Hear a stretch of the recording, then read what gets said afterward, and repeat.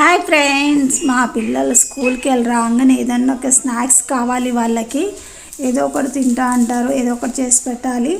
So ఇంకా ఇప్పుడు వాళ్ళకైతే నేనేమి ఇంకా రెడీ చేసి పెట్టలేదు. అయితే వాళ్ళు ఏం చేశారంటే మ్యాగీ తెచ్చుకున్నారు. మ్యాగీ తెచ్చుకొని చేసి మమ్మీ అన్నారు. అయితే అవి ఏంటి 5 రూపీస్ తెచ్చుకున్నారు. ఎందుకు 5 రూపీస్, 12 రూపీస్ ఉంటే తెచ్చుకోవద్దా అని చెప్పని అయితే లే మమ్మీ 5 రూపీస్ అయితే ఎక్కువ వస్తుంది మమ్మీ అని చెప్పి తెచ్చుకున్నారు వాళ్ళు.